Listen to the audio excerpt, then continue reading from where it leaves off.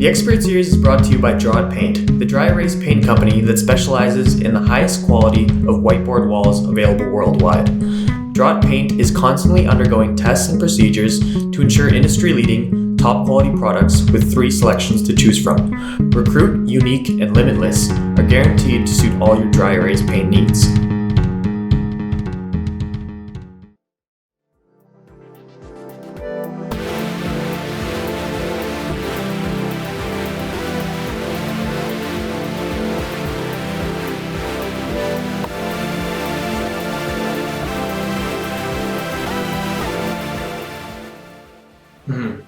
Just to kind of bring it back to some of the mentorship you spoke on and what you've received throughout your career, has that role kind of changed for you? Have you kind of taken on that leadership and had mentees of your own? I do, but I'm also still being mentored, heavily mentored. I'm part of different mentor programs, a Christian leadership program called the Master's Program. And so, yeah, I'm definitely being mentored. Without people, see, if you're the smartest guy in the room, find another. Essentially is what it is. And so, yeah, I think that it's a little bit of both.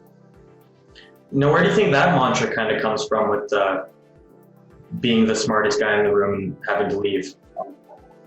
It just is what it is. You know, there was a kid named Richard that used to play basketball next door to my house. And he was about a year or two taller or older than me, but he was significantly taller than me and way better at basketball. But I used to go out there and get dogged by him every day. And my mom always told me, well, you don't want to go play against the kids you're good at beating or you play with because you won't get any better. And, you know, whether she's right or wrong, I don't know, because I'm still terrible at basketball. But I feel like that there was some wisdom there, and I took that on in my life. And everything I do, I want to make sure that I'm around people who are smarter than me, have stronger faith than me, who have more money than me, who have a better family life than me, because then it's something that I can model after. I think we're all, in some ways, a tree that bears fruit, right? And you are what you eat. And so, if I'm around others that bear wise fruit, then I'm going to be more wise. Mm-hmm. Yeah, that makes a lot of sense. Absolutely. I think it's a good metaphor for life to have this constant motivation to better yourself. Yeah. Now you've talked about some of the hobbies that your team has and with running and acting, and yourself, you've been playing a little bit of basketball. Can you tell us about some of the other stuff you like to do outside of work? Yeah, I'm actually excited for the snow to come. I hope it's a warm, snowy winter because I like to, get out and ski. So this winter is going to be awesome for that. I'm part of a program called the Amplify Mission. What they do is we basically Shark Tank or examine emerging missions. Nonprofit Christian missions, and what we do with them is we sit around and come up with ways we can help, ideas on how they can improve their business, how they can build their board, how they can better fundraise, how they can get more reach in the community, and we just sit around and we brainstorm that, and then I do some mentoring with the emerging missions there and do some coaching, so I do that on the side. I have a program called the 3Ls Initiative. It's to listen, learn, and love. And what we do there is we bring some of those people that have encircled and mentored me into urban nonprofit organizations that support the abandoned inner city community. And we help shine a light on them. And then we listen from the directors on what their hurdles and successes have been. We learn from the participants on where they're at in their walk. And then we spread some love. We'll have like an ice cream truck show up or something if it's a kid organization or things like that. And then, I get up at 7 a.m. sometimes, and I have a boxing trainer show up, and we go at it downstairs and do it. I like boxing. I love watching boxing. So those are my hobbies. My team, we're all getting together to go see a comedy show here coming up in the next 2 weeks. A few of us are going to be going down to the Christmas party in Florida. I mean, we are pretty tight knit. Yeah, that's awesome. It sounds like you love to give back and really have a hand in your community. Where does this kind of come from? From being there, man, and somebody giving me something. That's the end of the day. I'm not a silver spoon guy. I'm definitely not. And I've seen the worst of life. And I've also seen the best in people. And when those organizations were there to give me a Christmas tree, see, I had a child at a really young age. I have a 20-year-old son at Texas Tech.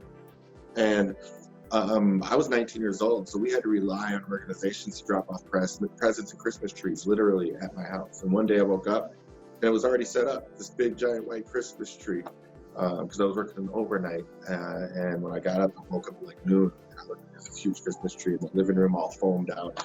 It's things like that I know that makes the world go. And then when I go places, I hate to see people without.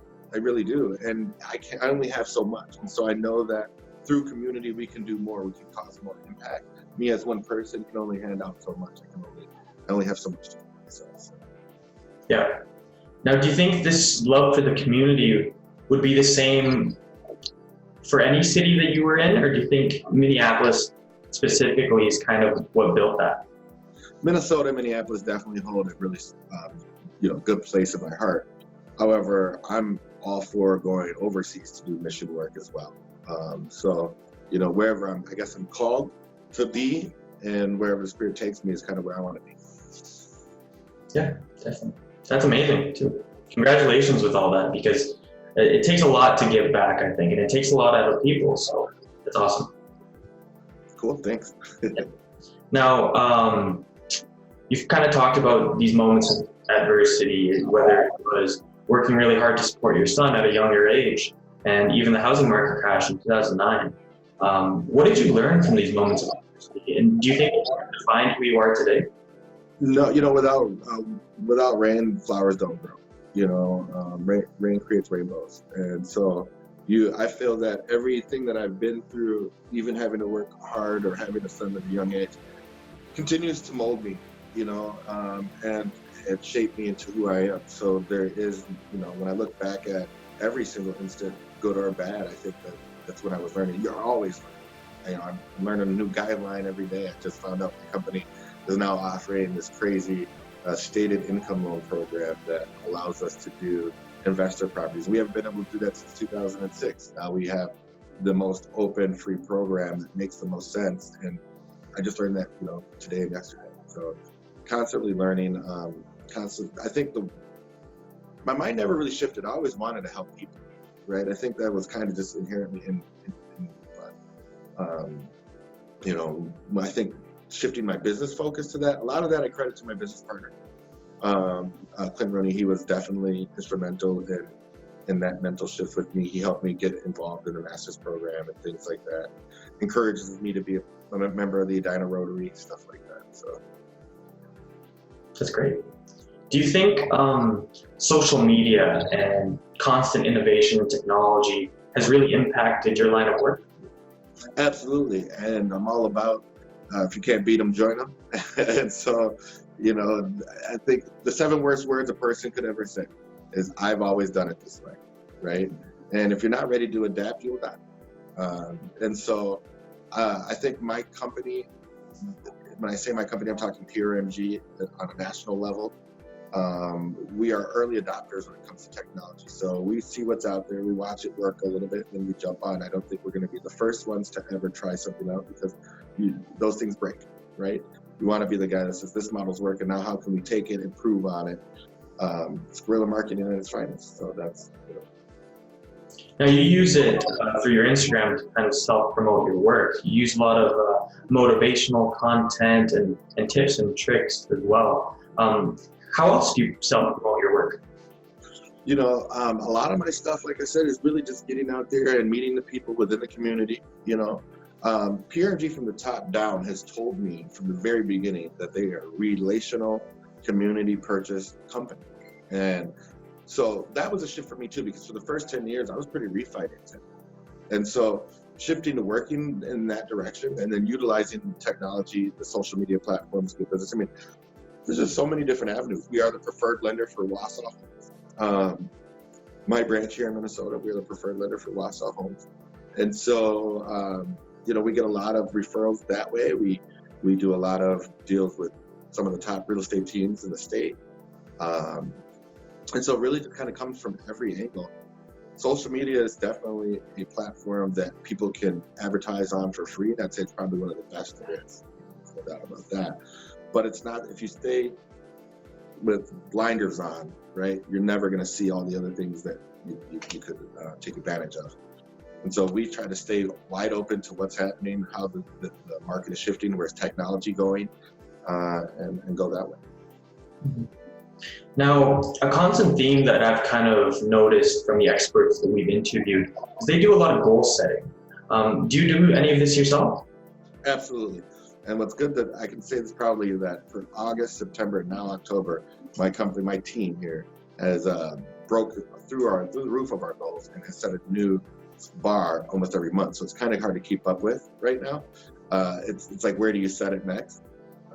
There's a couple of guys that are going to be looking for their bonuses here pretty soon because it's been pretty awesome. Right. Did you kind of do this at the beginning of your career, or was there a certain point where you're like, I kind of have to start doing this to make myself better? The goal setting thing, I think, was part of the culture at the first company I worked at. I worked at a company called Mortgage Elite for 10 years under the ownership of a guy named Greg Evenson. And he was one of my first mentors. And I was, he's 10 years older than me. And I told him I'd do everything 10 years later, right? So I'm just kind of always catching up. He's retired, ran a very successful mortgage company for several years. And I think that's where the goal setting started. It started with, okay, this month I got to do $1 million. Next month I got to do 2 million. I also am very competitive. I'm very competitive, and I like to be competitive with my inner office, and I like to be competitive with the other guys nationally. And so it's important for me to watch myself moving up those tracks. And instead of saying I want to do 5 million a month because this is going to make X amount of dollars and I'm going to buy X amount of cars, take X amount of vacations. For me, it's that I'm going to close X amount of loans so that I can exceed and pass up this guy over here, so that I can donate more time and money to my community, so then I can exceed this goal, so I can pass this guy over here. It's that way. That's how it is for me. Now, is that a trait that you've had since you were a kid, or did that kind of develop after playing basketball against that kid next door? Always been competitive. I wasn't always the best at everything, but I strived. And that's, I wasn't the best basketball player. I wasn't the best football player. I wasn't the best baseball player. I wasn't the best at math. I wasn't the best at reading, writing, arithmetic, science, you name it, right?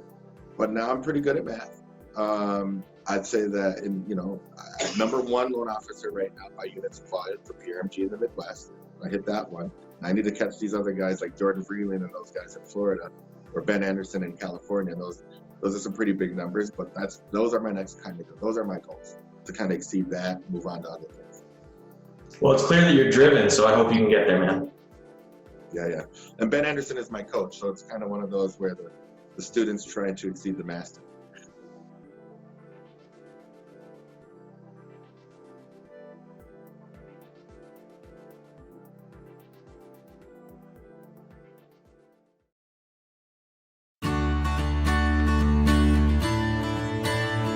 My name is Ryan. This is the time of year that we are all thinking of how we can give back and support those less fortunate than ourselves. You may give to a food shelf, buy a toy for kids that may not have too many, or volunteer your time to make someone's day awesome. Tickets for Kids Charities provides tens of thousands of inspiring moments to kids all year long. By providing a ticket to a ball game, theater, or museum, they're bringing families together to strive for a better tomorrow. At PRMG, we support their mission to ensure every child has the opportunity to feel included and valued in our community's cultural centers. That is why we have developed Purchase with a Purpose. This program provides a creative option for you to give back to a charity when you purchase your next home. PRMG will significantly reduce your closing costs and provide a donation of up to $1,000 for Tickets for Kids charities in your honor. If you're buying a home this season and want your charitable giving to go further, we invite you to partner with us. Learn how you can participate at prmg.net/ticketsforkids or by visiting ticketsforkids.org.